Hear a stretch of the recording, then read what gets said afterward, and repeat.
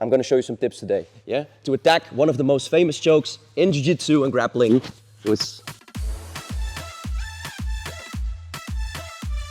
Welcome back to the channel, boys and girls. Tum here, Energia Martial Arts. With me today, one of our students, Niels, helping us out for one of the, well, pretty special video, because we have 200 videos by now, 200 unique videos, and this is the first video ever we're going to do again. We already have a video on rear neck choke. I'm going to put it up here, but it was one of the first videos, and it's pretty old, and it's for the basics. So if you're a beginner, check it out. Today I'm going to show you some cool details about one of the most famous chokes in Jiu-Jitsu, the rear neck choke, or the mata leao. Let's get to it.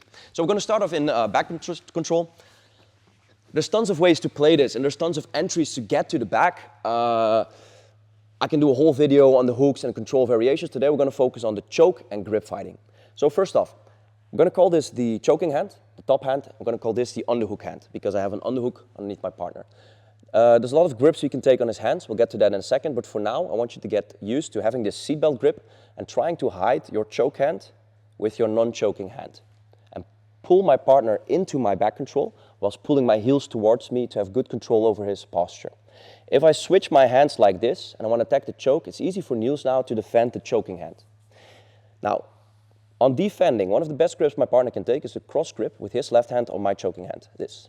Whoever controls the top position of the hand is winning the grip fighting battle. So if he has a top grip, he is controlling my arm more than I'm controlling his.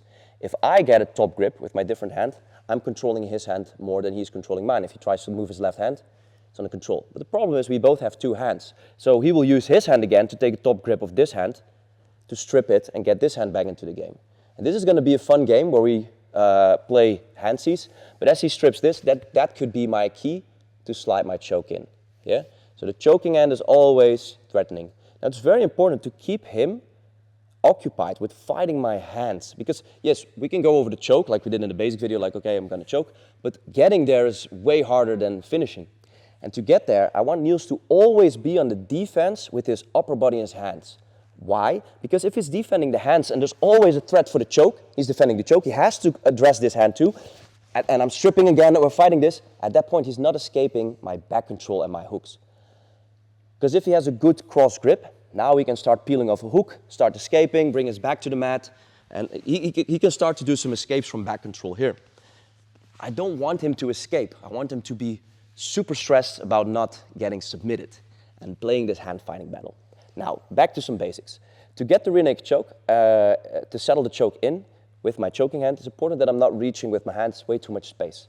Now what I'm going to do is I'm going to slide my hand off from the back side of his neck. Yeah, it's better to see from this angle, but I'm going to make a wedge with my fist. I'm going to use the part of my thumb or my front knuckle, and I'm going to make my fist, not like a big fist, it's way too big to wedge underneath his chin, but I'm going to make it smaller, like the edge of a knife cutting in from behind his ear underneath his neck.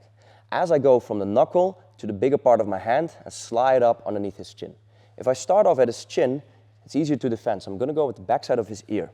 Now, this hand is always grip fighting and controlling, so usually I'm preventing this hand from cross gripping. Now you can take the wrist, but I find that controlling the hand here has way more control over your partner, but try both. As I'm wedging this in, now this is going to be very naughty, because I'm not just like pushing towards the way I want to go, I'm actually trying to go through his neck. So, and if I push in one constant motion, I will slide under and get underneath his chin. If he has a really tight control with his chin on his chest, and I cannot get in, I'm wedging. So I'm going to drive my hand in like a shovel and slowly wedge in inch by inch. So put your chin on your chest as hard as you can. So look, we're here. If I'm pushing constantly, I might get it in. So the force is generated step by step. What I'm doing, keep your chin tight, right? I'm going to wedge it underneath, and I'm going to come here. Now I want to pull my lat over and get my elbow underneath his chin. And this hand should not cup his shoulder, because he has one spare hand to cross grip, strip it off, and now we're back to playing handsies. If he catches my elbow with his left hand, I really don't care. You can see this in a bit, we can just strangle him. But on defense, as I wedge this in, boom, underneath his chin, as it shoots through, I'm cupping behind his shoulder blade. So if he tries to strip the hand, it's harder. Even better so, I'm going to put my chin over my own hand to prevent it from grip fighting. The only reason I'm going to be a little bit slacky with this today because of this microphone. So if I'm going to go here, all the audio will be naughty. But my chin goes over my hand. Now if he tries to strip that first hand, it's very tight. Okay. Now we're still seated upright. We're going to cover that in a second because we're not going to stay in a real life situation. But just to focus on the choke. I wedge this in, inch by inch by inch by inch, cup behind the shoulder blade, put my chin over, then I'm going to extract the other arm, and I'm not going to give him this arm to fight as I wrap it in. He can do an armbar here, he can defend. So what I'm doing is, as I put the other hand in, I'm going to zigzag it behind his head, slide all the way through, and cut my own shoulder. Yeah? Now for finishing mechanics, we'll get to that in a second, but I will rotate and squeeze to get a beautiful choke here. Now, on attacking the sides. If we're here, Niels is in control whether which side we're going to end up in. Now, in a scramble, we could be on either side. We call this the underhook side, and this the choke side. So Niels wants to be on the left side, preferably. He can use his right leg to base and push off to the left.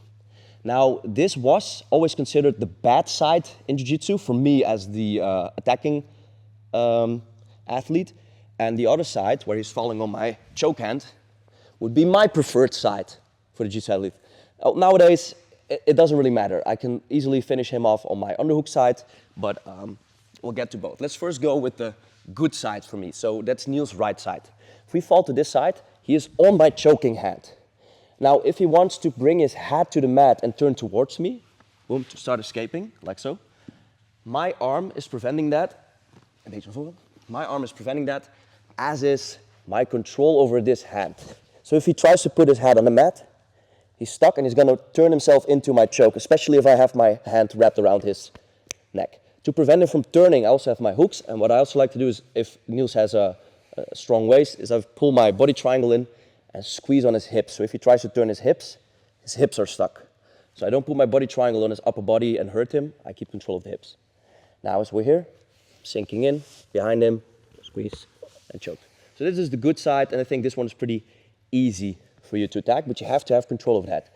If at any point I feel like I'm almost losing the head a bit, and my arm is not strong enough, I'm going to put my head on the inside, or maybe switch sides. Now, the wrong side, and from there on I will show you some really cool details, guys. So he's going to fall to the left. He's going to base, boom. Now we're on the underhook side. My underhook is trapped with his arm squeezing in, but also with his body weight on top of it. Yeah? And I have to first fight this choking in. Once again, I can switch my configuration. So the hooks are good for competition. You get 4 points in IBJF, but you can go body triangle, you can foot on hip. We're going to show that in a second. Now, I keep control of his arm. We're always going to do the grip fighting game that I just showed you. From here on, I'm going to wedge behind, get my choking hand in, cup his shoulder, put my chin on it, just not doing it for the mic. Now, if I extract this arm, my head is preventing my partner from putting his head and shoulders on the mat. So if he tries to do that escape where he puts the head on the mat, turns towards me, to the left, yes, he's stuck due to my head. If my head would be here, he would put his head on the mat and start turning, and I would maybe get mount, or you get on top in my guard. So my head positioning is very important here, guys. My head on the inside of his head. If I extract this arm, what usually happens is as I start pulling this arm out, my head slits back, and he gets the escape, and I lose everything. So here's a very cool trick. If I'm playing this, my head stays here. I'm turning my hand back, but I keep my head here. Yeah. If I want, I can like turn my partner a little bit to get the arm out, and now I'll put my fist on his jaw, yeah, and on his neck. If he now tries to put his neck on the mat, there's a really good base with my elbow on the mat. So if he tries to go to the mat with his head and shoulders, it's stuck. Then I wrap around my shoulder and punch my hand through to get the choke in. Now I either bring my elbows towards each other, my chest forward as I squeeze for the choke. I'm not pulling, guys. Yeah, we'll show that in the basic video. Or, both. I'm rotating to my right side. There. So I will not squeeze, I'm rotating to the right side to get the choke. And I combine that with the squeeze, and I have like very strong finishing mechanics. Now, this detail, watch that back like 2 or 3 times because it's very important. I'm not going to show it again. One more detail is as we're grip fighting, and I'm fighting with 2 hands, and Niels is fighting with 2 hands, which I think is very unfair. So I want him to fight with 0 hands. So what we're doing, as he's pulling my choke hand down, I'm going to control it with my leg. I'm going to put my foot on the hip, forget the hooks and the points, and then I'm controlling this hand. Now Niels has 0 hands, and I have 1. If he tries to defend the choke, use your hands, try to get your right hand back. That's pretty tight. I'm going to wedge this in. As soon as I get it under or on his chin, now we're going to raise towards the left hand. Boom. And I'll always beat him to that. Once again, underneath his ear, on his jaw, then punching through, controlling my shoulder on the far side. You should see my fingertips here, squeezing and rotating to get a very tight rear neck choke. So guys, I think we'll wrap it up there. If you miss any of the details, you can just scroll back, zoom in, pause, whatever. If you feel like you're missing the basics, check out the first video. It was the first video ever we did again, because I think we're improving every year as well. When I see my old videos, I'm like, man, did I do it like that? We've improved a lot since then, and trying to maybe take some old videos and reshoot them to give you guys the best quality content out there. Thank you, Niels. Thank you guys for showing up, and see you in the next one. Oes.